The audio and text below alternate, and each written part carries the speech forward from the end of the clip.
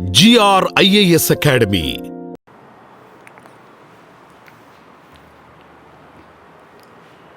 "100 days, 100 themes, one goal UPSC Prelims." Hello everyone, welcome back to Mission Surya. In this program we deal with current affairs completely from prelims perspective. So let's get started. So in our most probable question series, today we are going to discuss about CBDC. So what is CBDC? It is a central bank digital currency. Okay, fine. So what is CBDC? Okay, it is a digital form of currency. It is a fiat currency. Okay. Everyone knows what is legal tender and what is fiat currency. So, what is the difference between legal tender and fiat currency?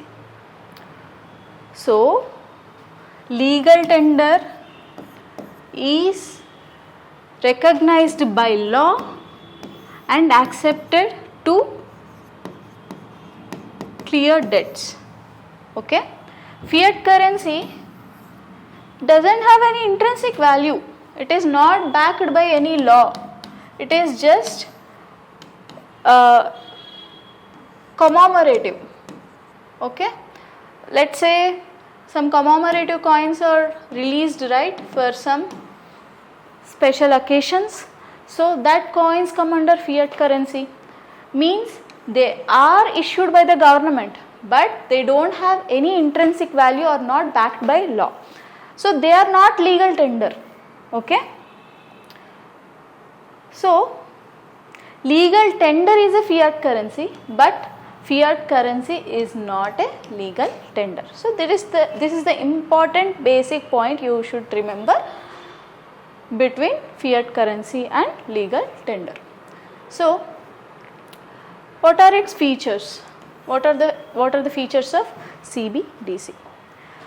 So who issue it? Central bank issues it, and it exists only in digital form. And how it operates? With the ledgers.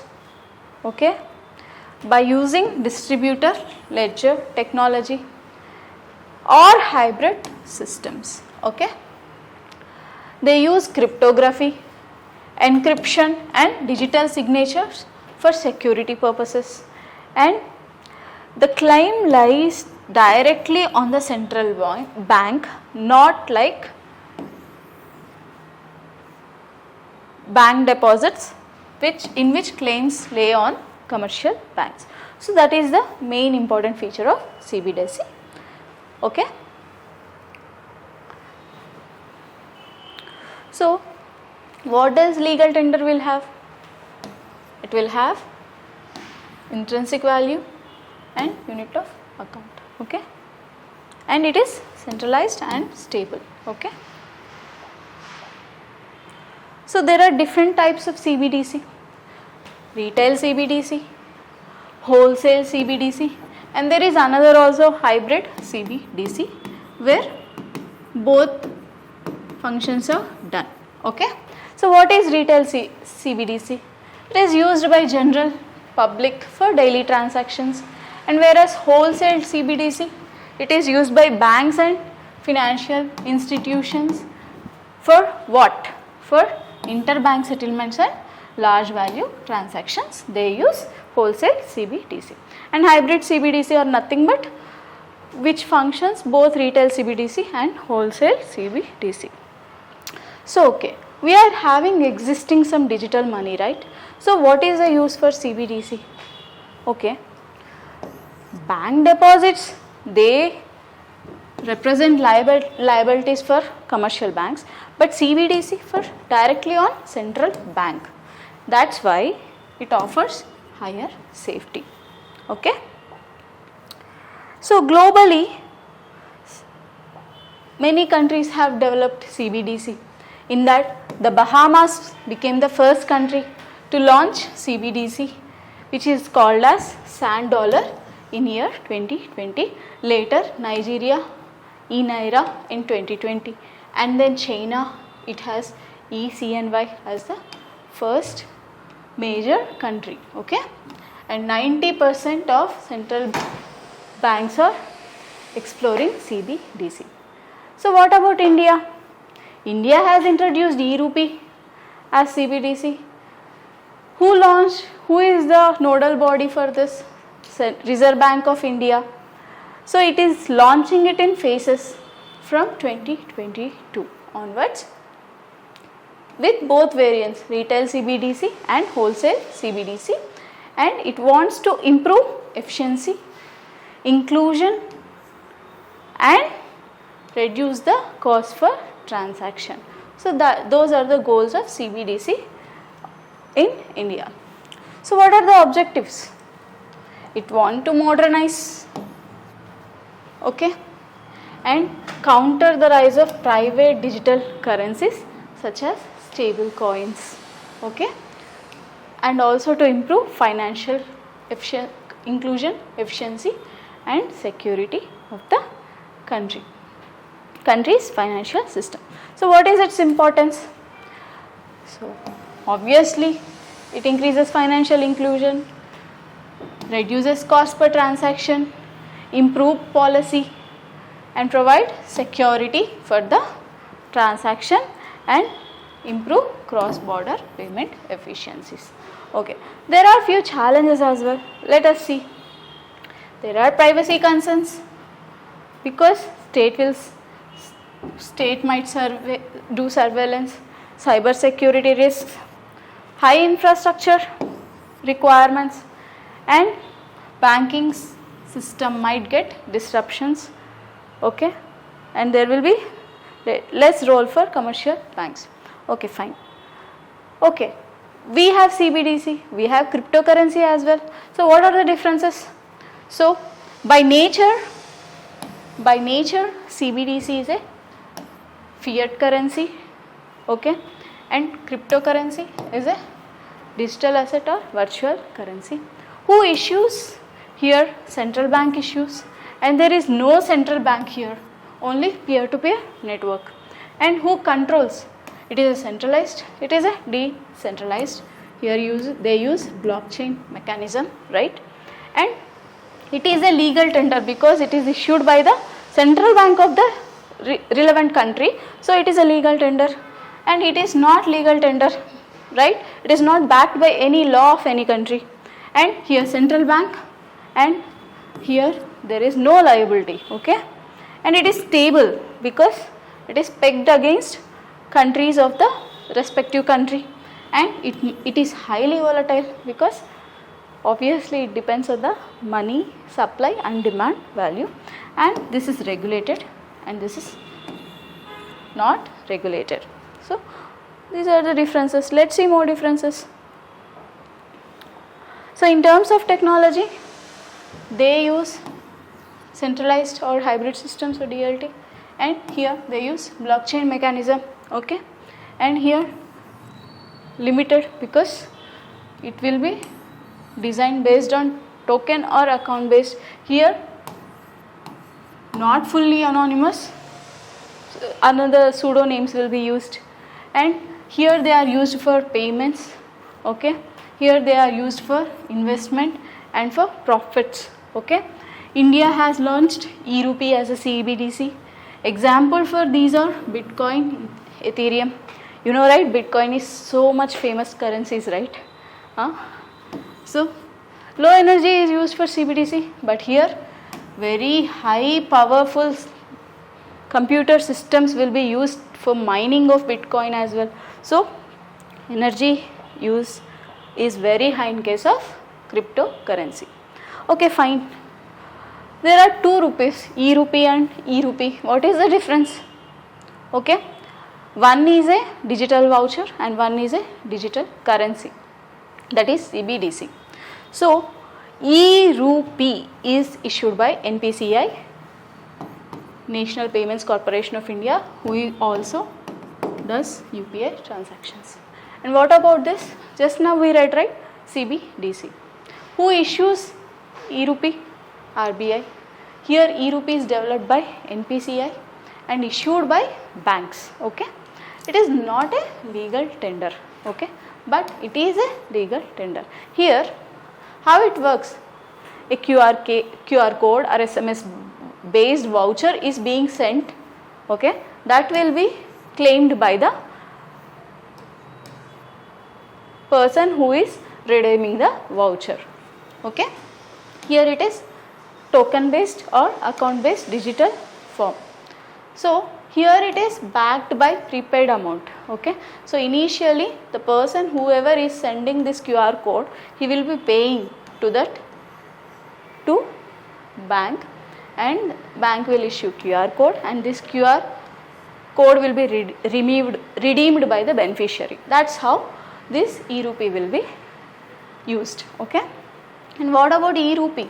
This is backed by RBI, okay. And who issues here? Issuing bank will issue this QR code. Here RBI will issue CBDC, okay. So what is the purpose? Okay, here mostly e-rupee will be used by people for DBT and welfare schemes. Here it is useful normally like the money what we are using right now as a legal tender. It is non-transferable and person per specific. And why you are using this? To prevent any leaks, means any corruption. So people are using this for DBT.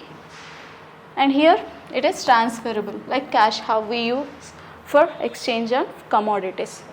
And here limited, because whatever the voucher or QR code is being issued, it is insured, it is linked to the beneficiary identity, and here can be token based like a cash, okay.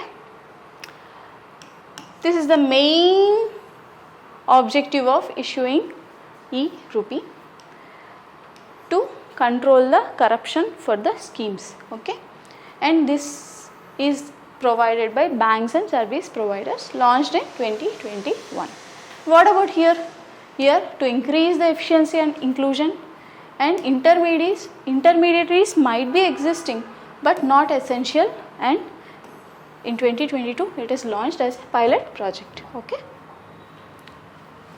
Okay, fine.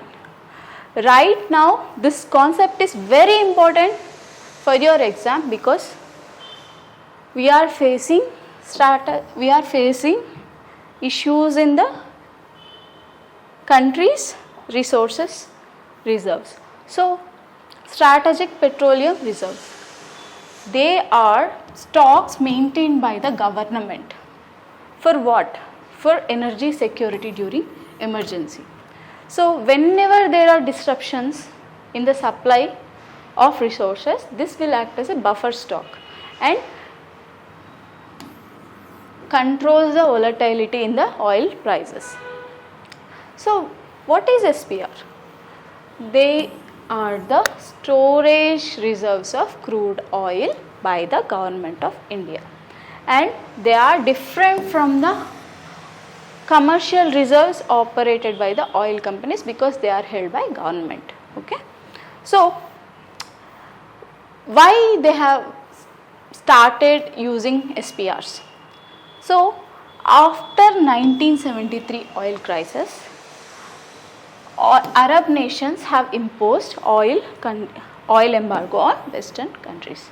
So because of this, we came to know the vulnerability to the shocks of the oil supplies.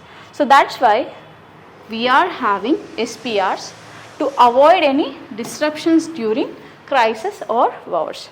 So USA, China, Japan, they maintain large reserves of SPRs, okay. So what about India? So in India, ISPRL maintains SPRs, and it is a subsidiary of OIDB, and Ministry of Petroleum and Natural Gas oversees the function of this. Okay, fine. What about the infrastructure? So there are 3 underground facilities. One at Visakhapatnam, it has 1.3 MMT capacity, At Mangaluru it is 1.5 and Padur, Karnataka it is 2.5 MMT. So the total capacity is 5.33 MMT. So with this capacity we can cover around 9.5 days of India's requirement. Okay. So currently what is the status? It is about 64% of the reserves, that is 3.37 MMT. So this is for a temporary purpose, not a fixed benchmark. So we want to expand the SPR reserves to strengthen security of reserves. So government has approved to store 4 MMT at Chandikol, Odisha and 2.5 MMT at Padur expansion. So there are few more proposals but not yet approved, that is at Bikaner in Rajasthan and Rajkot at Gujarat. So if these will be accepted, around 6 MMT will be total capacity of India. So what are IEA's benchmark to maintain the SPRs? Okay, IEA tells to maintain for 90 days. Okay, it is an associate member, so it's not legally bound. So what about India's storage capacity? It has SPRs and commercial stocks equivalent for around 74 days. So SPR alone can cover around 9.5 days. Okay. So India, being a third largest consumer of crude oil, it is highly vulnerable and heavily dependent on imports. How much imports? Its dependence crosses around 88% and exposed to wars or another geopolitical conflicts, supply disruptions and choke points disruption affects it a lot, right? We have already discussed, right, how much energy resources arrive from Strait of Hormuz. Okay. So there is high need for increasing SPRs. How? Because we are only able to have 9.5 days SPRs right now, which won't be sufficient, and total is around only 70 days while IEA is recommending 90 days, right? So buffer is very limited. So, and also the consumption rate is also increasing day by day, and right now geopolitical conflicts are increasing risk for our energy requirement. So in 2021 government allowed the commercial use of SPR storage. It will enable to buy at low price and sell at high strategy, and it will allow leasing of storage of SPR storage to the foreign companies, and this will help to generate revenue and also to maintain emergency access. Okay. Now let's discuss about labor codes. Okay. India wants to implement 4 labor codes, and it is consolidating 29 labor laws into one simplified framework. So why it is doing it? Its main aim is to improve ease of doing business and to expand social security of the labor and to regulate their labor laws, and this has to be completed in several states and it is just in the process. Okay. So why it has been, what is the background of these labor codes? Second National Commission recommended the consolidation of labor laws, and it suggested to group the labor laws into broader categories. So 4 labor codes were enacted between 2019 and 2019 to replace the overlapping rules. Okay, fine. Let's see this 4 labor codes one by one.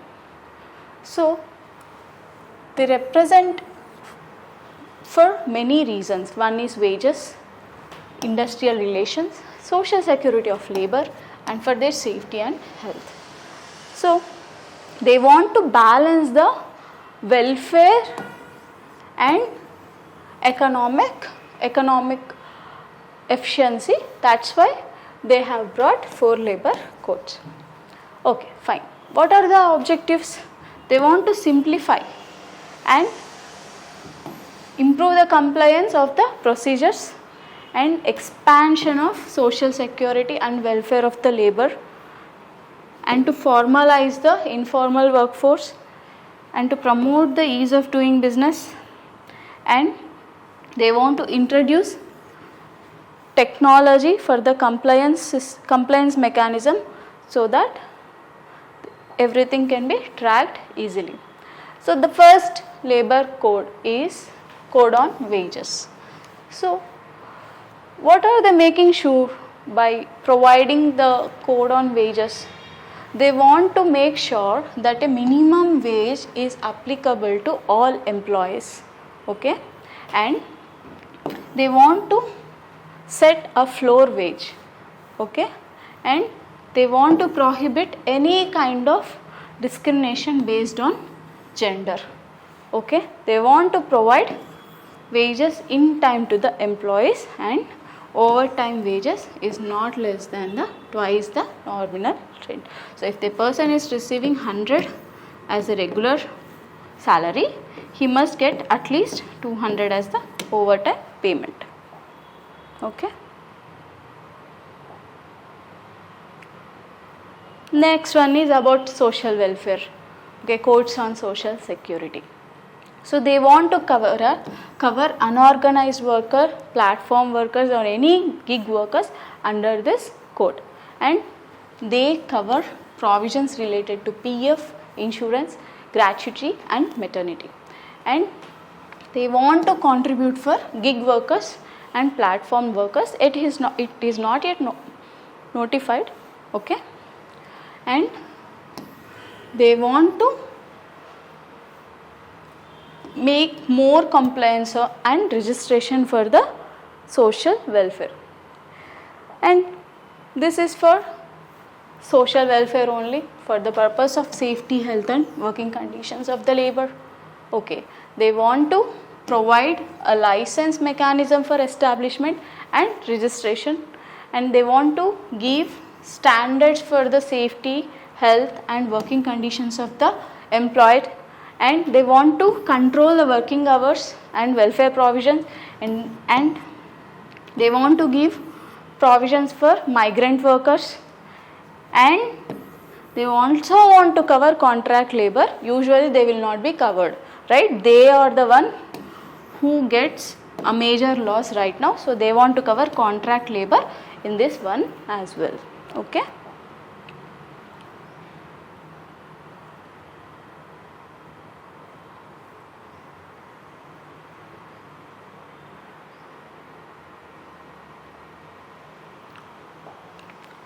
What are the reforms that have been introduced in this labor codes? So they have divided the laws into 4 broader categories and released it into 4 codes, and they have introduced a single registration, licensing, and filing systems, and they shifted to web-based inspections and ensuring digital compliance mechanism, and they are allowing for greater transparency and accountability to enforce the labor codes. So what are the impacts of the reforms on workers? Social security coverage has been increased, and the wages and working conditions are to be followed carefully and complied, and they are formalizing the employment, and they recognize the fixed term employment with benefits like PF, maternity, gratuity, insurance schemes. And how it is affecting employers? So they don't have to follow multiple laws because they have avoided the duplication of laws and different laws in different courts. They made it into simplified 4 courts, and it improved flexibility in hiring, and uniform definitions have been used across laws, and it will increase in wage related cost due to the new wage definitions. So that is how it is affecting employers. So what is the importance of these courts? They want to improve investments and employment generation. Okay, they want to align labor laws with economic needs, and they want to make the system into formal and organized rather than informal and unorganized sector. There are few challenges as well. So what are those?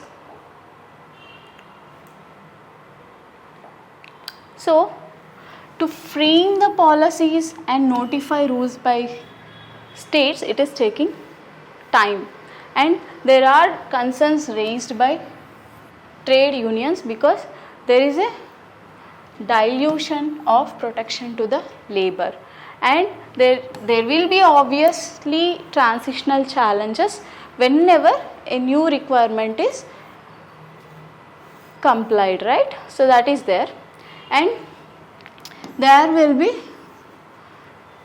uncertainty regarding contract labor and gig workers. So these 4 labor codes, they are aiming to create a balanced for welfare of the people and economically efficiency as well. So based on the time, we might get the fruits of this digital codes. So that's all for today. Please visit our website for complete notes. Links are given in the description. Follow us on YouTube, Instagram and Telegram channels. Check our playlist for past videos. Subscribe to our YouTube channels. Link are given in the description box below. Thank you.